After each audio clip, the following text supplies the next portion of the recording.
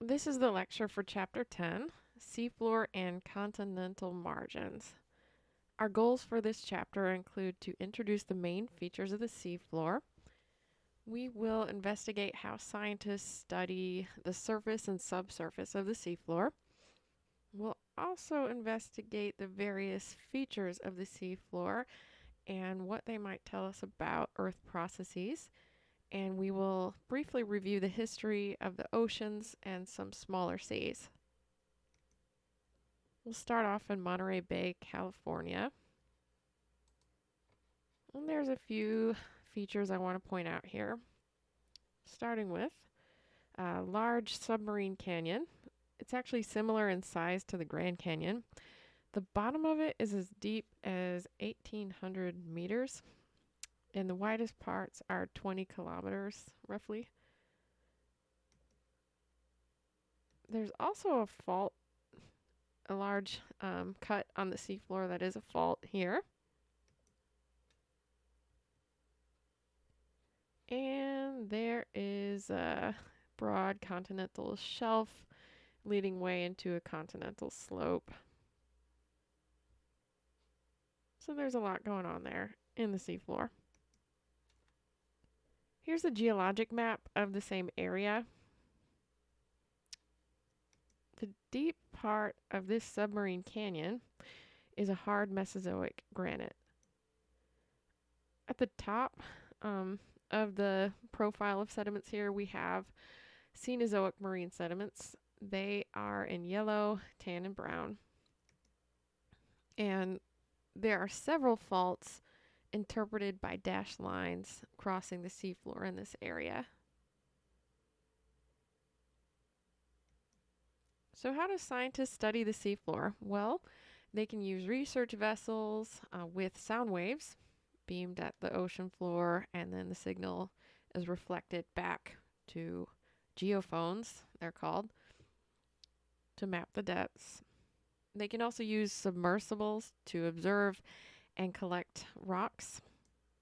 And they can use ships to drill holes into the ocean floor and procure core of sediment and bedrock. And here's what a core might look like of sediment. With that, we can determine the type of sediment or rock that is in the seafloor. This core is being cut in half and sectioned with a knife. You look at what's in individual sections. You may find fossils in the sections. Those help date the sediment, and they could give clues to the original environments of formation to ascertain those. You can also use isotopic age dating. From the ages, we can calculate the rate at which sediment was deposited. So the rate of deposition is equal to sediment thickness over time. For example, if you had 20 meters of sediment over 4 million years, that would be 5 meters of sediment per million years. This is a seismic reflection profile of the ocean floor. Signal is sent down, say, from a research vessel and received back through what are called geophones. The data are then processed quite a bit using software to yield an image like this. And computer programs are what model the passage of the sound waves through the material to produce those seismic reflection profiles. And this one shows tilted, folded, and faulted layers. See that here, a bit folded. There's a termination of layers at faults, so we can interpret these as faults. And then we also see variations in layer thicknesses that can record tectonic events that could result in subsidence or sinking of part of the seafloor. Now we'll think about mid-ocean ridges. Not a new concept here, but here's something we might see. So in this case, basaltic lava erupts as the oceanic crust is spread apart, forming pillow basalts. Here's our magma chamber, and then we have these fissures that form dikes parallel to the ridge and perpendicular to plate movement. We also have normal faults that allow blocks of crust to be displaced downward and inward toward the center. And then cooled crust moves away from the ridge and becomes covered by sediment over time. And all of those things form a consistent sequence of rocks that we would see in oceanic crust. Oceanic sediment, pillow basalt, sheeted dikes, and gabbro from the subsurface. So here's some important features that we might find in the deep seafloor. Now the elevation of the seafloor decreases away from a mid-ocean ridge as such as the lithosphere cools and subsides. Cooler crust is more dense and more likely to subside. This abyssal plain marks approximately where the oceanic crust reaches equilibrium temperature. And much of the abyssal plain has smooth topography because it has a significant accumulation of sediment. I don't want to get ahead of myself there. But the abyssal plain can contain isolated islands and submarine mountains called seamounts. We see that here. Trenches are the deepest parts of the ocean, but they're kind of a very small area of the entire ocean. We see that in a subduction zone with an associated trench. All right, so this world map shows the distribution of sediment thicknesses on the ocean floor, with red being the thickest and white being the thinnest. So we want to think about what settings have the thickest or thinnest sediment. And in this case, the sediments are thickest along passive continental margins, and they're thinnest near mid-ocean ridges. They're also quite thick offshore of large rivers, as in this area, India. Where the crust is youngest, the oceanic crust is youngest, we're going to see very little sediment cover. Now we'll look at depth of the seafloor. In this case, the darker blue is the deeper seafloor. Deeper ocean water, I should say, as well. And we can also bring up the age of the seafloor, like with Lab 3, plate tectonics. You saw that in Google Earth. R means ridges here. Ridge. T is for trench. And P is for passive margin. So what's the relationship here? With depth, the deepest locations are found at oceanic trenches. The shallowest locations are located along passive margins, and we see sort of an intermediate depth at mid-ocean ridges. As far as age goes, the youngest oceanic crust is near mid-ocean ridges. New stuff is being produced there. And the oldest crust is most distant from the ridge. Now these age patterns are truncated at trenches because of subduction. That oceanic crust is now being pulled down. Let's think about seamounts now. So how do those form? First off, we've got something that usually forms at a hotspot location or over a hotspot. Okay?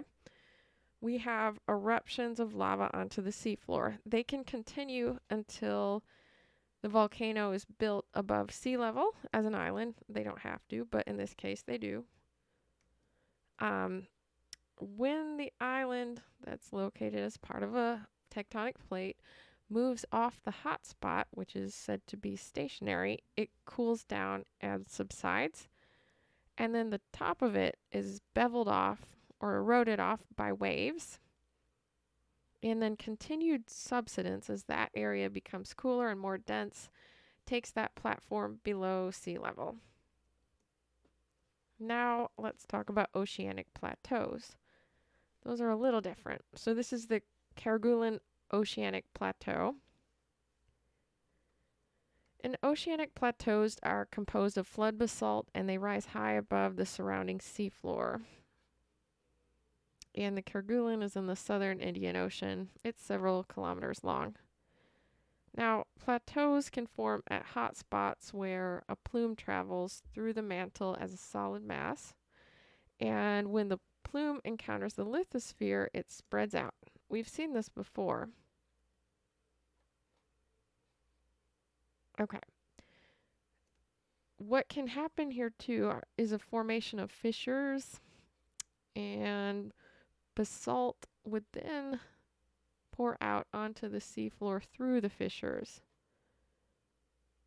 So it's like these little pieces rather than one volcano and seamount. And then over time, you could have a large amount of basalt erupting, say over several million years. That will give you a plateau that looks something like this. Here's the distribution of hotspots, linear island chains, and oceanic plateaus. So hotspots are these red dots, and I'm not sure if we have a different color for linear island chains, but the dark material are your plateaus as well. So the Ontong Java Plateau, that's our largest oceanic plateau on Earth, formed about 120 million years ago. The Kerguelen Plateau is the second largest oceanic plateau, formed roughly 115 to 85 million years ago. We also have Tahiti, perhaps formed over several hotspots. The Galapagos is still active with eruptions in the past several years. Let's think about island arcs. So we'll look at the processes that form them. What's key here is with subduction, you have the introduction of water, which lowers the melting point, and there's associated metamorphism here as well. It forms magma, which rises due to being less dense than the surrounding material, and forms an island arc. All right, so what happens in front of and behind an island arc? In this case, you have a subducted oceanic plate sinking downward. That tends to bend or roll back away from the island arc. The trench is the surface expression of the bend in the downgoing subducting plate. So the trench follows the rollback of the slab. And as that trench migrates, the island arc follows it. As both of those things migrate further, the crust stretches and it might form a rift behind the arc. Rifting can lead to seafloor spreading and it can form a back arc basin. So why are island arcs curved? This is the Aleutian Trench and the Aleutian Island Arc. It's an arc-shaped feature because the Earth is a sphere, not a flat plane. So if you were to take a giant hand and depress the Earth's surface like that, you're going to get a rounded shape. Okay. As a slab is subducted, it's forced to fit into less width because there's more surface area on the outside than at depth. So a slab is going to bend down as it subducts due to the spherical shape of the planet. And here's a location of the main island arcs on Earth. Japan and the Philippines are both island arcs located offshore of mainland Asia. The Mariana Arc is located next to the world's deepest trench.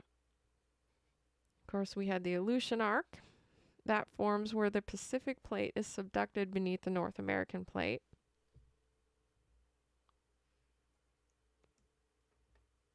And here are some smaller seas of the Pacific.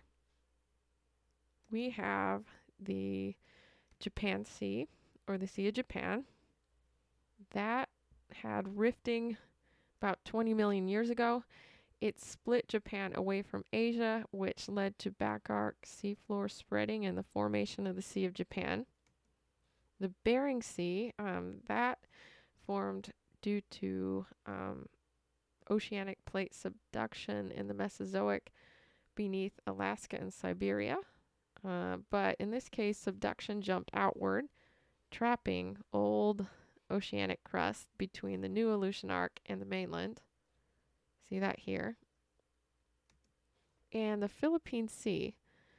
Seafloor spreading is currently forming a back arc basin directly behind the Mariana Arc. So there you have it.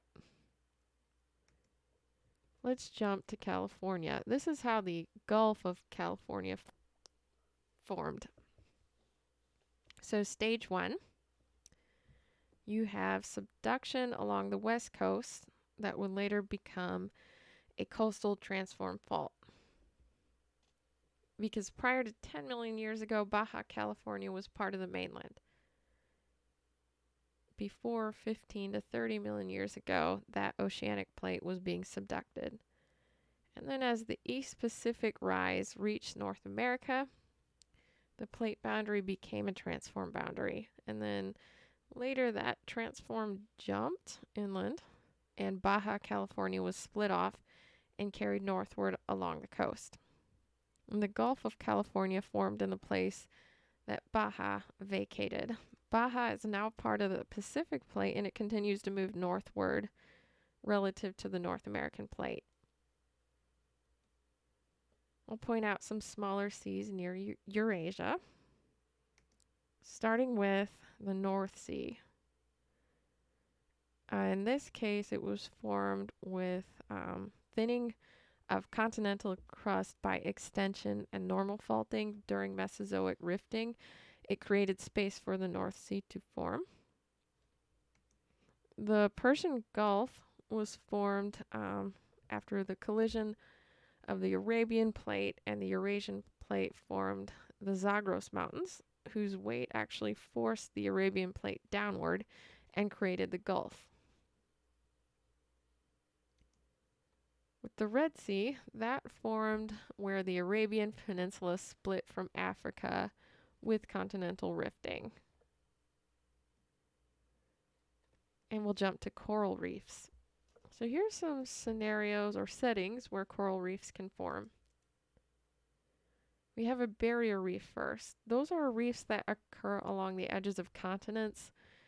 Big example of this is the Great Barrier Reef that formed during the last ice age, so some 17,000 years ago when sea level was lower. You can also have what's called a fringing reef. These reefs are attached to a shoreline or are just located offshore, say in the South Pacific Ocean. Or an atoll. Those are curved reefs that enclose a shallow inner lagoon where an island has actually sunk below sea level.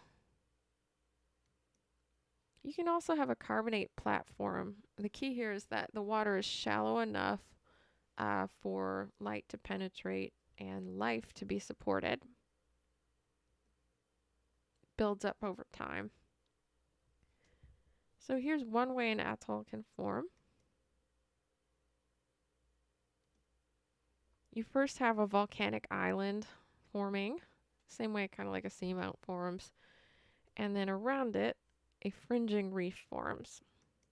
The island cools over time and sinks, but the reef continues to build upward toward the light.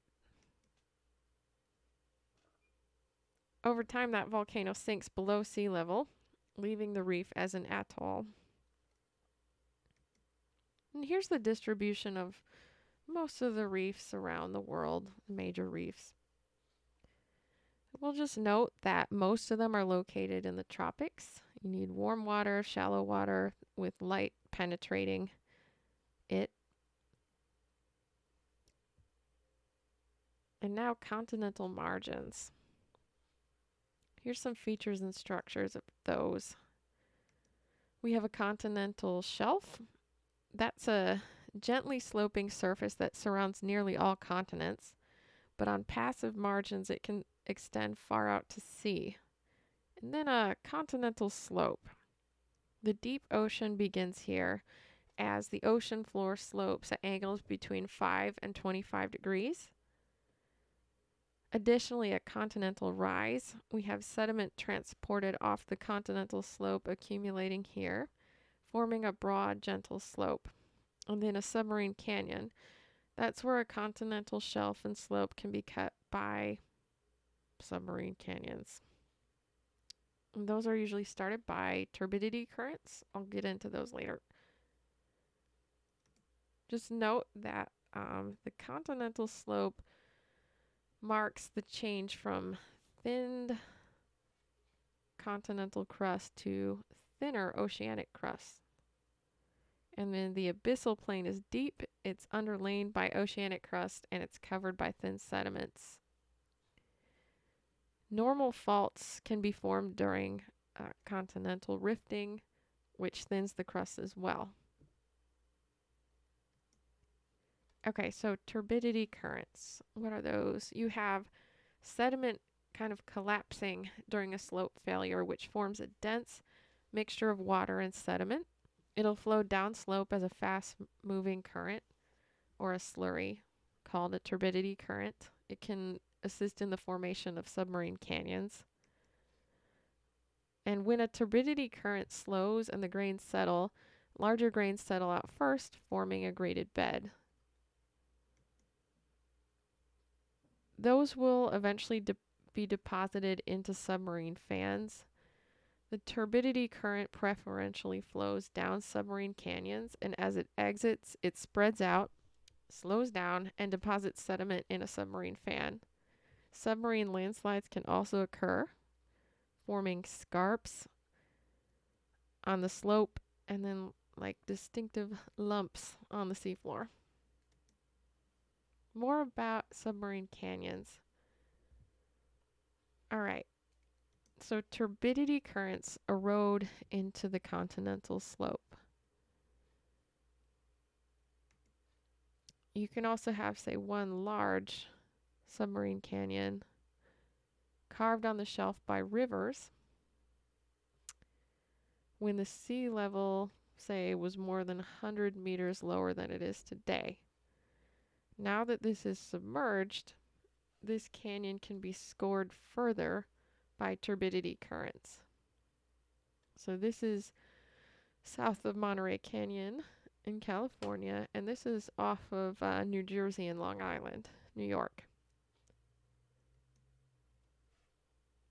This goes as far back as the Ice Age, but it continues to be changed over time with those turbidity currents. And now evaporite deposits. We get those when the solution of ions becomes supersaturated. With additional evaporations, the ions find each other in the solution and precipitate out into minerals or evaporite deposits. We can find those in broad, flat areas that are adjacent to a sea.